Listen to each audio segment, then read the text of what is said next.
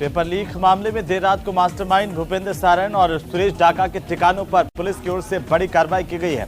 आरोपी के ठिकानों से पुलिस को कई आपत्तिजनक सामग्रियों के अलावा फर्जी मार्कशीट्स, फर्जी दस्तावेज और फर्जी डिग्रियों समेत अन्य दस्तावेज बरामद हुए हैं, जिसे लेकर पुलिस की जांच जारी है। अजमेर के तोपदड़ा इलाके में स्थित रेलवे पार्किंग में खड़ी मारुति वैन में अचानक से आग लगी और आग लगने से क्षेत्र में हड़कंप मच गया, लेकिन क्षेत्रवासियों की सूझबूझ के चलते समय पर आग बुझा ली गई। उधर अलवर में पुलिस ने एक शख्स को अपनी पत्नी को सुसाइड के लिए उकसाने के आरोप में गिरफ्तार किया, जिससे पूछताछ जारी है। अलवर में अपराध की घटनाएं रुकने का नाम नहीं ले रही। ताजा मामला बहरोड कस्बे में सामने आया, जहां पर देर रात को तकरीबन 2 बजे बदमाशों ने एटीएम काटकर 15 लाख रुपए की लूट की वारदात को अंजाम दिया। उदयपुर में कन्हैयालाल हत्याकांड की तरह की ही हत्या की धमकी देने का मामला सामने आया है, जिसमें एक घर के बाद धमकी का एक पत्र फेंका गया। मामला सराड़ा थाना इलाके के झाड़ोल गांव का, जिसे लेकर पुलिस की जांच जारी है।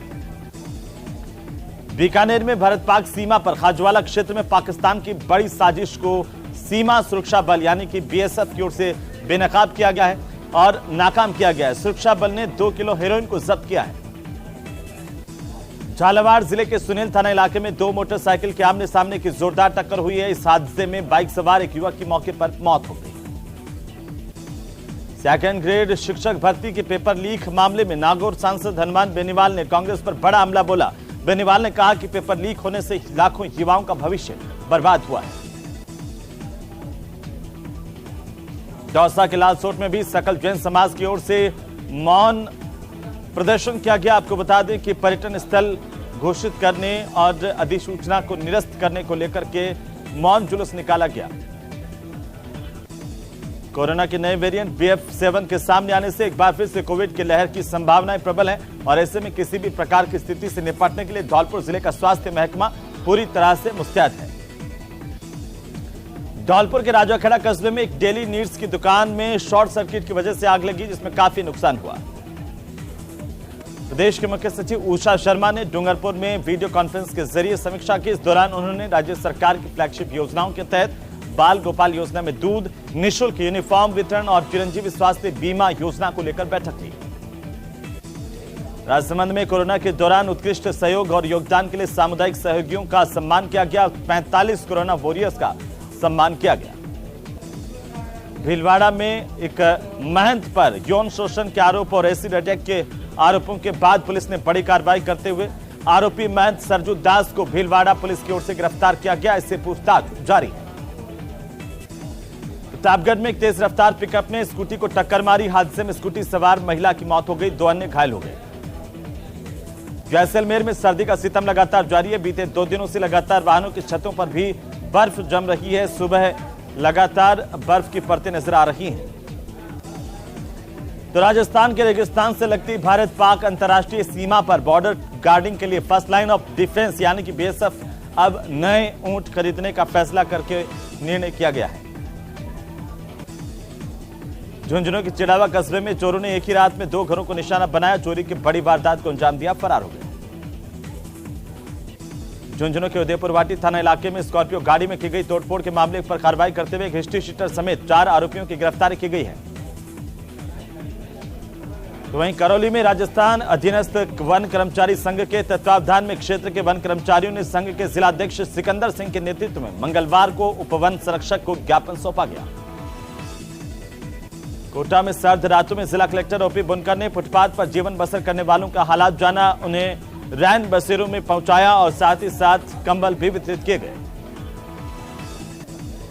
सवाई माधोपुर जिले के चौथ का बरवाड़ा इलाके में रेलवे फाटक के पास ट्रेन की चपेट में आने से एक पैंथर शावक की मौत हो गई। इसके बाद वन विभाग की टीम मौके पर पहुंची, कार्रवाई शुरू की।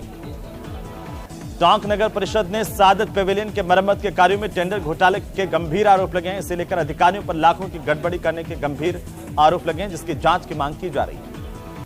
उधर टोंक में कोरोना की चौथी लहर के लिए चिकित्सा और स्वास्थ्य विभाग पूरी तरह से अलर्ट पर है। चीन समेत अन्य देशों में कोरोना के बढ़ते हुए मामलों के बाद केंद्र सरकार की ओर से गाइडलाइन जारी की गई, जिसके तहत इस गाइडलाइन की पालना की जा रही है। रतनगढ़ हुडेरा सड़क मार्ग पर खड़े डंपर की चपेट में बाइक आई और इससे भीषण सड़क हादसा हुआ। बाइक के परखच्चे उड़ गए और बाइक सवार 2 युवकों की मौके पर मौत हो गई।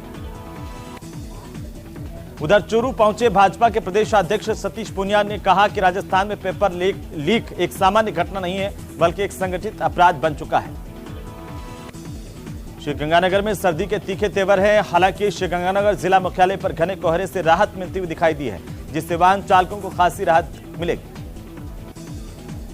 भरतपुर में बीते दिनों पहले नदबई कस्बे में एक मकान में चोरों ने निशाना बनाया था। वाहन चोरी की बढ़ती घटनाएं और चोरों के हौसले बुलंद होने को लेकर के स्थानीय लोगों की ओर से प्रदर्शन किया गया और मांग की गई कि चोरी की घटनाओं का खुलासा किया जाए।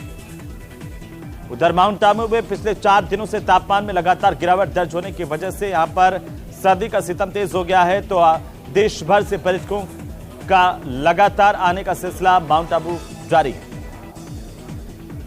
उधर सिरोही में सांसद देवजी पटेल और विधायक सईम लोढ़ा के बीच में क्रेडिट वॉर छिड़ गया है। सांसद केंद्र की सौगात बता रहे हैं, तो वहीं विधायक राज्य सरकार की पहल से मामले को जोड़ रहे हैं। दरअसल सेंट्रल स्कूल्स का ये पूरा मामला है।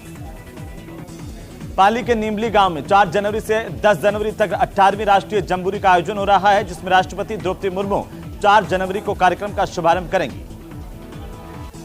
जोधपुर विधायक मनीषा पंवार ने जोधपुर विकास प्राधिकरण के माध्यम से वार्ड संख्या 4445 के तहत 1 करोड़ रुपए से ज्यादा की लागत का इंटरलॉकिंग टाइल्स लगाने का काम शुरू किया। सीकर में भाजपा की ओर से प्रदेश में हो रहे पेपर लीक मामलों को लेकर जिला कलेक्ट्रेट पर जोरदार प्रदर्शन किया गया।